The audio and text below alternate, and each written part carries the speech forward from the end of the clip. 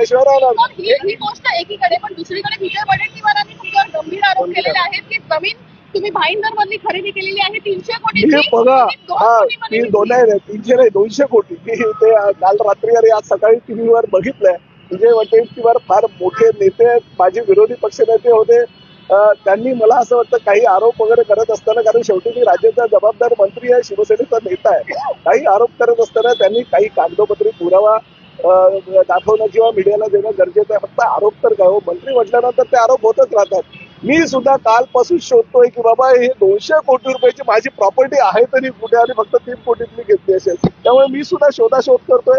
त्यांनी पुरावा द्यावा आणि पुरावा दिल्यानंतर तुमच्या समोर मी येऊन काय भूमिका त्यांची आहे आणि काय भूमिका आमची आहे हे निश्चित सांगेल. परंतु एक गोष्ट मात्र नक्की, राज्याचा कारभार हातात असताना मंत्र्यांवर रोजच्या रोज आरोप होतच असतात. परंतु आरोप होत असताना कागदोपत्री जर पुरावे कोणी दिले किंवा त्या पद्धतीची माहिती जर मीडियाला किंवा आम्हाला दिली तर आम्ही त्यावर कारवाई करू शकतो. उगाच आरोप करायचा आणि प्रसिद्धी करायची हे पण योग्य नाही. तुमच्या संस्थेची नावानेच जमीन घेतली आहे. बघूया ना, मला आता त्यांना माझं असं म्हणणं काय, मलाच माहिती नाही काय आहे, कुठे मी आहे, कुठे कोण आहे, कुठे वडेट्टीवार आहे याची अजून माहिती नाही. ते आता काहीतरी प्रेस कॉन्फरन्स घेत आहेत, त्यांनी माहिती देऊ द्या, मग मी तुम्हाला देतो. त्यांनी घेतली प्रेस कॉन्फरन्स की लगेच तासाभरात नाही घेऊन तुम्हाला माहिती देईल. त्या जागेवर गार्डन उभा करण्याची मान्यता तुम्ही बोलताय म्हणून त्यात मी उत्तर देणं पण योग्य नाही. आधी त्यांनी पुराव्याविषयी काहीतरी माहिती दिली पाहिजे.